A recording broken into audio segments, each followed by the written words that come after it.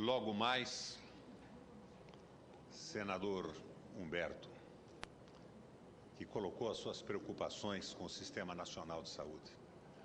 Logo mais, além da emenda 29, nós vamos precisar da 30, da 31, da 32. Porque o que se está propondo hoje, com a criação desta empresa gestora de hospitais universitários, é a antevéspera do caos. Eu já disse nessa tribuna, ironicamente, e com a mesma ironia vou repeti-lo, que criticar o governo é tão bom, senadora Marta Suplicy, que não deveria ser privilégio apenas da oposição. Eu vou articular uma crítica ao sistema que se pretende instalar de empresa pública, mas é uma crítica construtiva, que pretende ajudar a evitar que o nosso sistema de saúde entre num pantanal em função de um erro. Erro que se situa na proposta que logo iremos votar nesse plenário. Quando eu assumi o governo do Paraná, eu tive problemas incríveis com empresas públicas e com fundações. As nossas universidades eram fundações, senador Inácio. E nós íamos, e o Paraná é o estado que mais tem ensino público no Brasil. 1,5 milhões de alunos e apenas 21% deles estão na estrutura privada.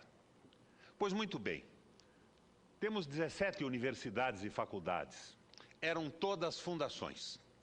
E as questões salariais iam para dissídio coletivo. O dissídio coletivo se dava tendo como advogado da reitoria um professor. O reitor também era professor. Como advogado do sindicato, um professor. E nos mais das vezes o juiz também lecionava no sistema universitário. O caos que se estabeleceu foi completo. A disparidade de salários para o mesmo cargo em cada uma das unidades de universidade ou de escolas isoladas era absurda. E eu tive que autarquizar as universidades. 17 mil professores e funcionários não podiam se aposentar em função de contratações irregulares. Tive que transformá-las em autarquias num embate duríssimo com a categoria. Os reitores chegaram a criar uma associação para enfrentar o governador. Mas eu banquei as reformas, tinha consciência de que elas eram necessárias e esta associação com o resultado final dos novos planos de cargos e salários, da estabilidade dos professores, acabou servindo, senadora Marta Suplicy, apenas para me oferecer almoços e jantares de homenagem pelo bom resultado alcançado.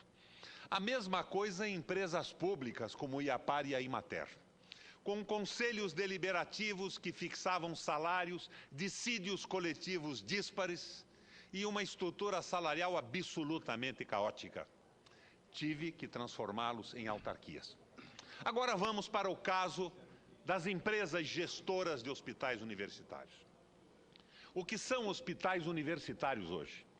Na verdade, se transformaram inadequada e indevidamente em extensões do SUS, quando, na verdade, um hospital universitário deveria e deve ser didático, pedagógico e voltado à pesquisa, vinculado à universidade que, através da sua autonomia, o dirige.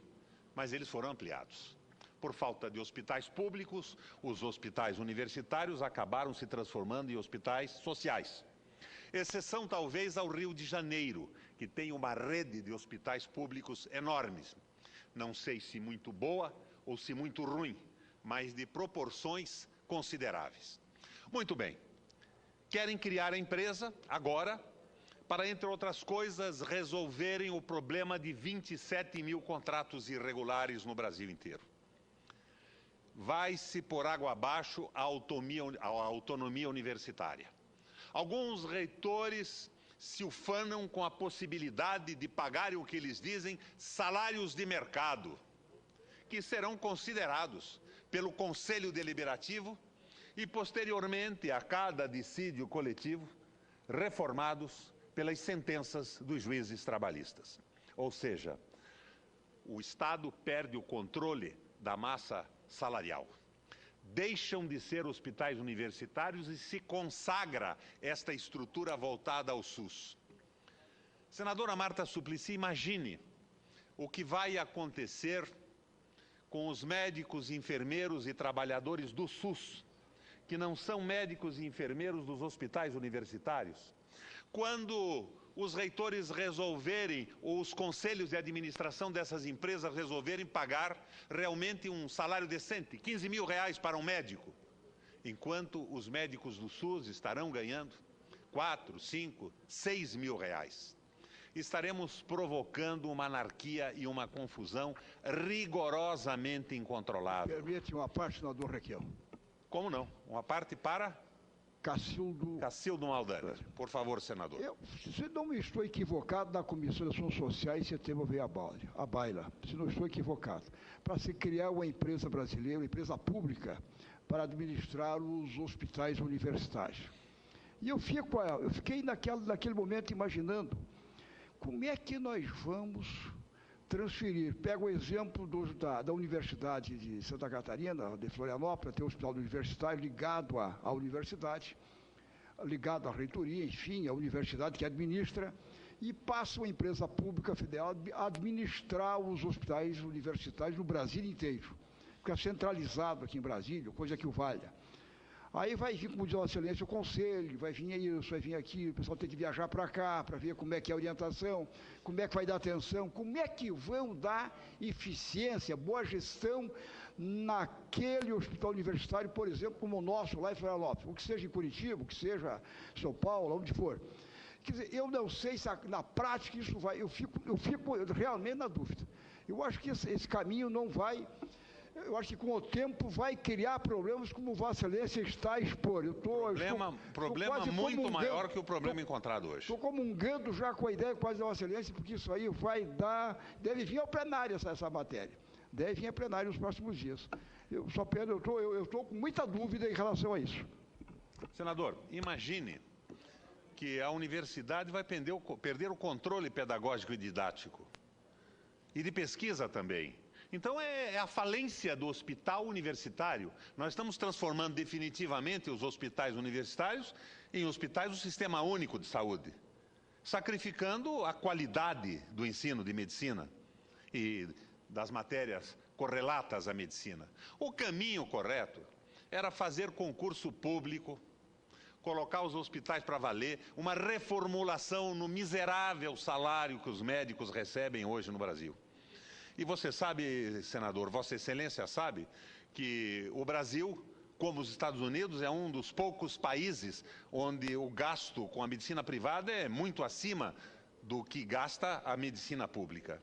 Então, ao invés de resolvermos um problema, nós estamos criando uma confusão que será potencializada pelos dissídios coletivos, pelos privilégios estabelecidos pelos conselhos deliberativos desta empresa, com a falência do ensino de medicina e das matérias correlatas à medicina que se apoiam nos hospitais universitários.